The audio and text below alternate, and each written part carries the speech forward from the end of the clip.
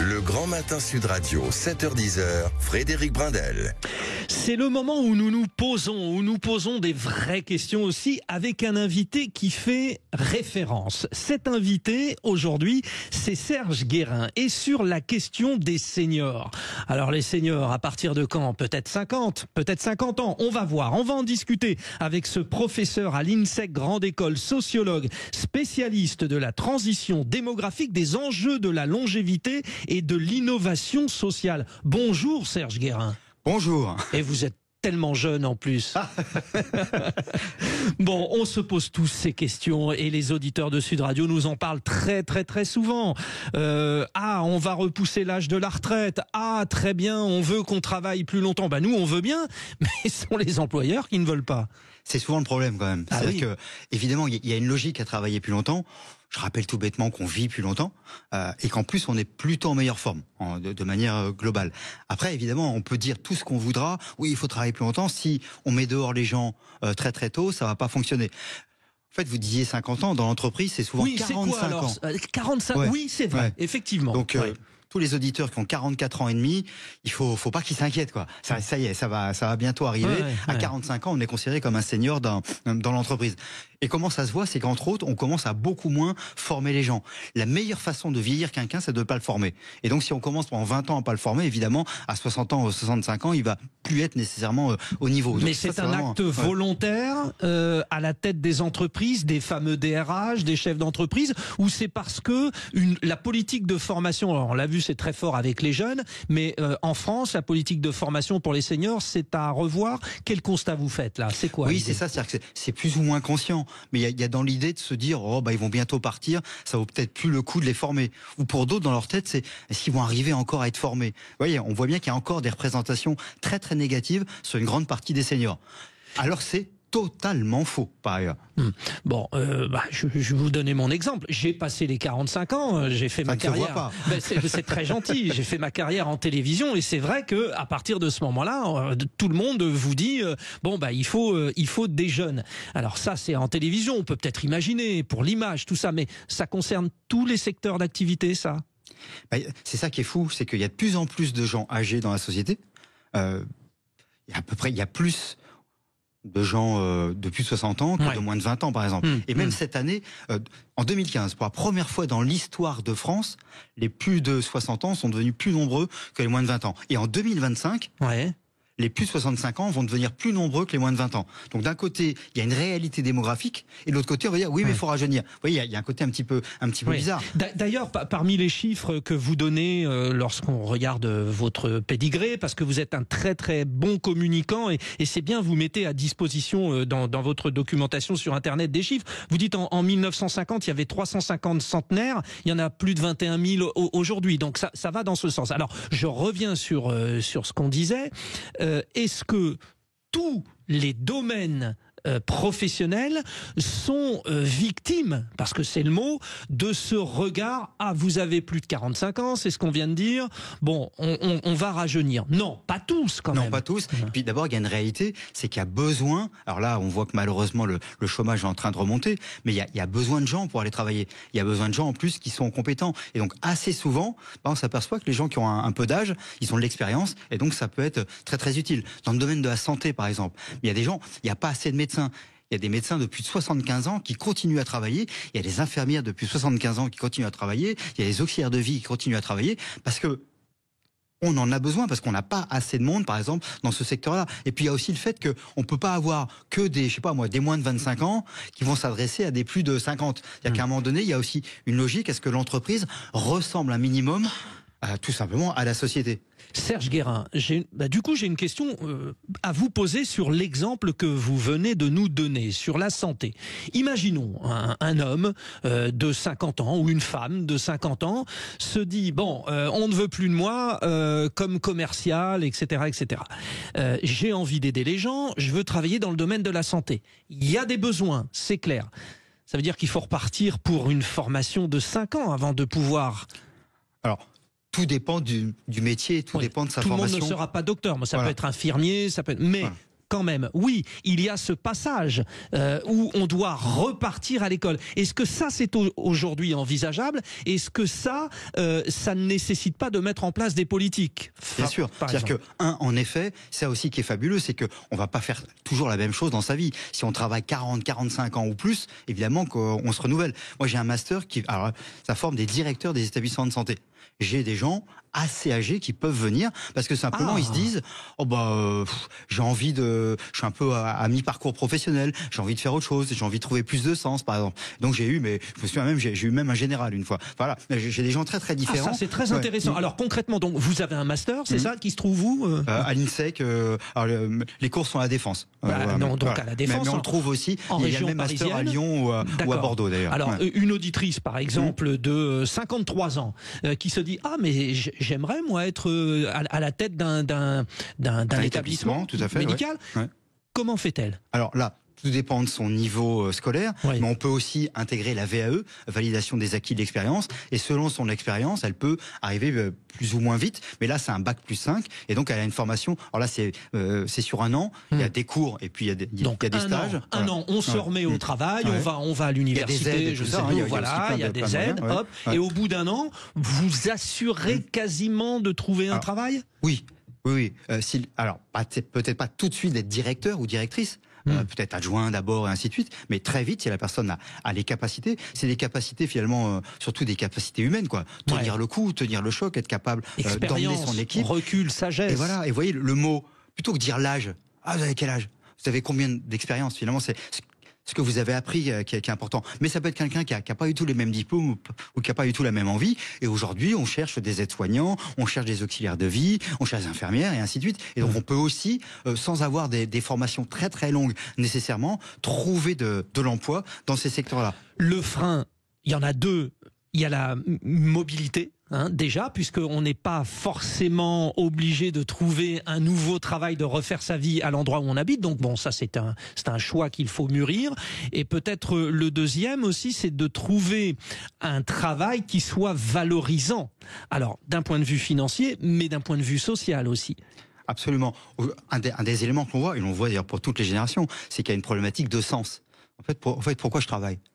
Tu travailles. Est-ce que je suis reconnu dans mon travail? Est-ce que mon travail a du sens? C'est ces questions-là qui sont très très fortes, parce qu'on y passe quand même du temps au travail.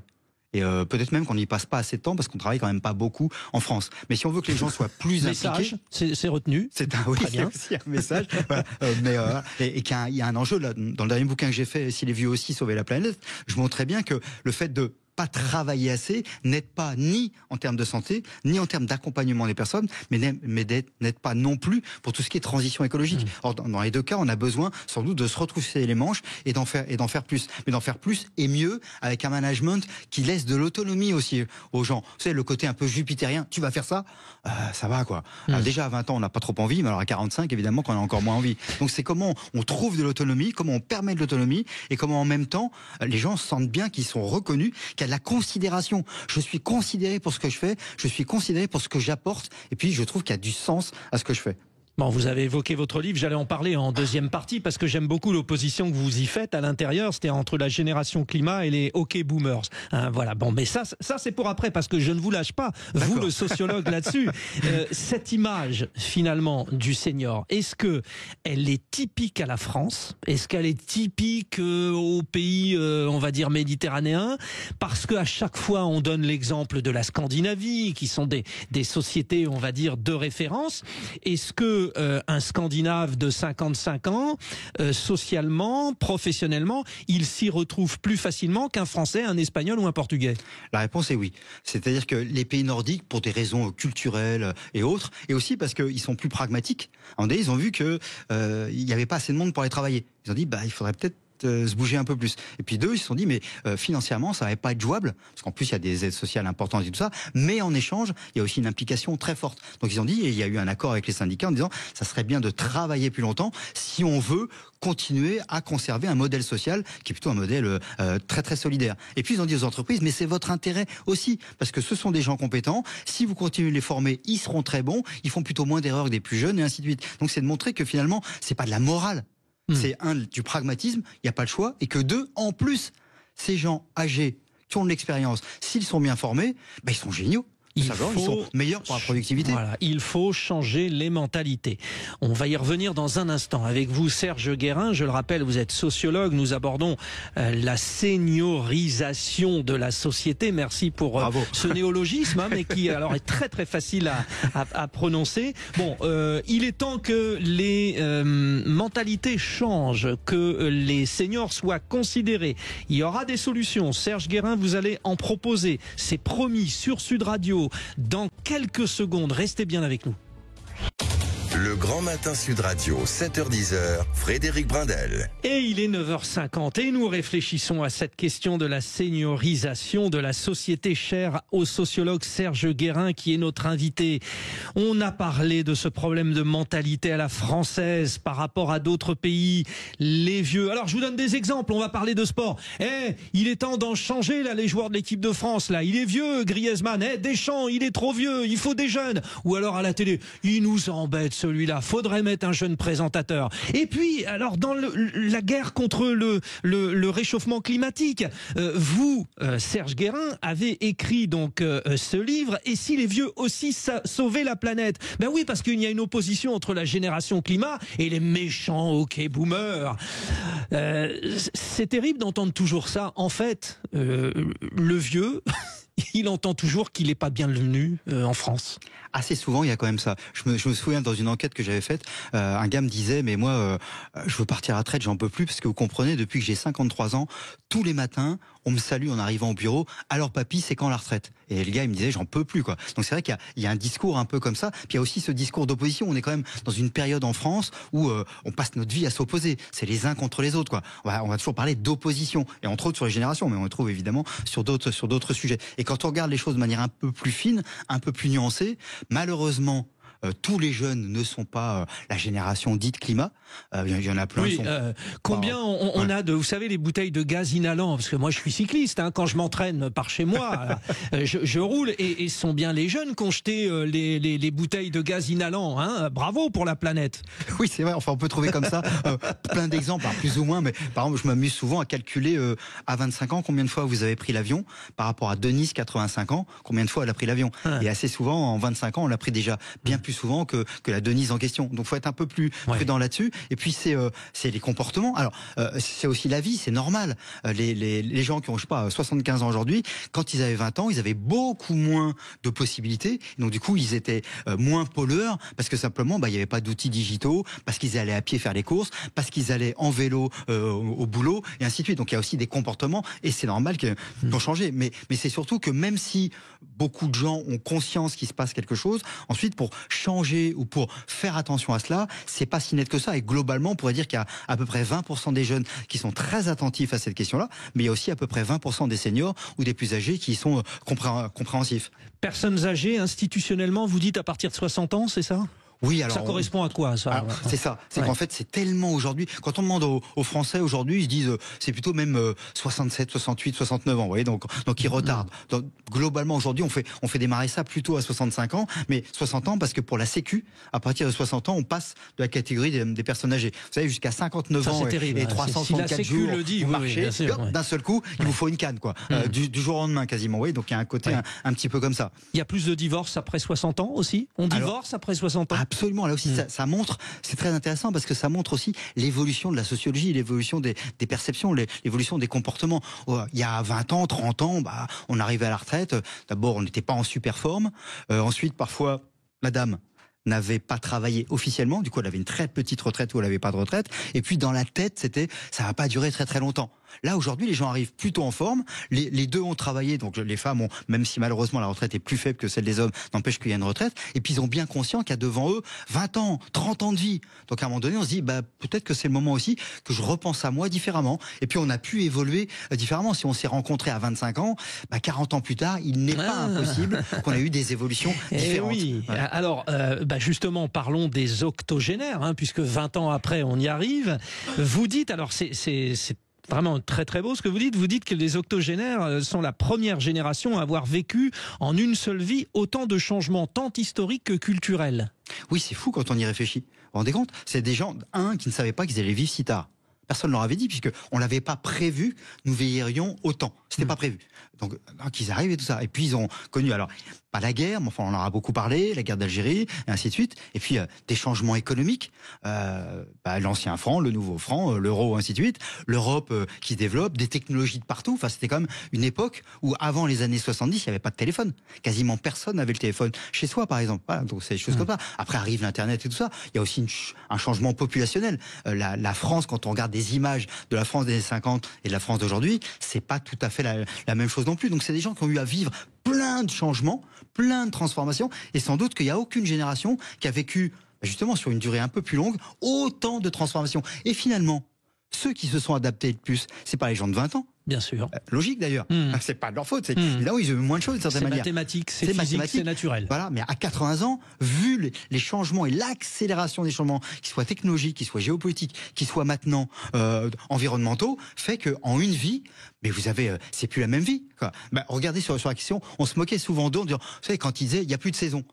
Sauf qu'ils avaient raison. Ouais. Les octogénaires qui disaient il n'y a plus de saison, en effet, les saisons n'ont plus rien à voir avec ce qu'ils ont connu quand ils étaient petits, par exemple. Serge Guérin, vous êtes sociologue, spécialiste de la transition démographique. Nous venons de voir avec vous les réalités du monde du travail pour les seniors. Nous venons d'évoquer les différentes tranches d'âge. Il est temps de faire la synthèse de tout cela. Et évidemment, vous, dans vos nombreux travaux, et c'est pour ça qu'on vous invite, vous l'avez fait. Vous dites que finalement, la solution à tout ça, c'est de recréer le lien social entre nos jeunes et nos anciens. Et là, justement, il y a énormément de possibilités, d'opportunités. Quelques exemples. Oui, tout à fait. L'enjeu derrière, c'est vraiment la question de l'intergénération. C'est la question de la transmission aussi. On ne crée pas un avenir si on n'a pas de racines. Et ça, on voit bien qu'il y a des gens qui sont un peu perdus, qui manquent de racines, ainsi de suite. Donc il y a plein de choses qui se passent autour de ça. Le tissu associatif est très présent sur ce secteur-là. Mais regardez, ça peut être le service civique. Il y a un service civique des jeunes qui vont vers les plus âgés, par exemple. Et globalement, c'est souvent des jeunes qui après se disent, mais ça m'a passionné, ça m'a intéressé, j'ai un regard différent sur les gens âgés. La richesse de la rencontre humaine. Ouais, et parfois même, ça transforme même leur projet professionnel. Mais on pourrait d'ailleurs inventer un service civique dans l'autre sens. Des gens à la retraite qui viendraient plus aider les plus jeunes. Pourquoi on ne fait pas un service civique inversé, par exemple ? Je parlais de ma passion, pardonnez-moi tout à l'heure, mais vous allez tous vous y retrouver, les auditeurs de Sud Radio, dans le sport. Nous avons énormément besoin de présidents de clubs, de trésoriers, pour encadrer la pratique sportive de nos jeunes, des coachs aussi, mais les seniors. Absolument. D'ailleurs, très souvent, il est possible que vous ayez fait du sport dans un club, et puis ensuite, il y a la vie. Et puis, à la retraite, vous ayez envie d'y revenir. Oui. Et là, toujours d'ailleurs pour faire du sport, pourquoi pas, parce que mais ça peut être culturel, j'ai dit ça parce que... même à 60 ans, 70 ans, 80 et bien plus, on peut continuer de faire de l'activité physique. Au contraire même, c'est excellent pour la santé. De la même manière qu'on peut continuer à avoir des loisirs, de la culture, ainsi de suite. Mais c'est vrai qu'on peut aussi aider profondément. Et d'ailleurs, sans les retraités, le tissu associatif en France serait en très très mauvaise posture parce qu'il a besoin aussi de tous ces bénévoles. Donc c'est aussi un exemple. Je pense à Lire et Faire Lire, par exemple. C'est une association qui vient faire de la lecture avec les enfants. C'est majoritairement des retraités. Ils seraient pas là.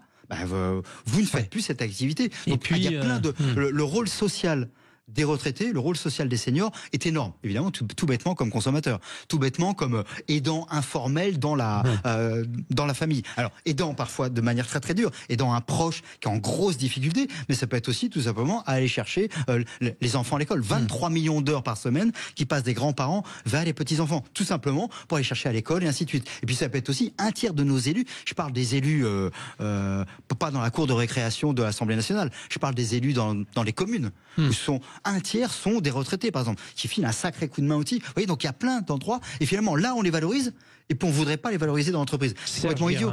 Serge Guérin, prenez votre bâton de maréchal, allez voir les politiques, dites-leur, battez-vous, continuez votre beau travail de sape, faites changer les mentalités. Les seniors vous diront merci, tout comme nous aussi, nous vous disons merci. Sud Radio, bientôt 10h, dans un instant, Thierry Guerrier. Merci d'être avec nous pour cette matinale. Et avant Thierry Guerrier, rendez-vous des médias, bien sûr. Allez, à tout de suite.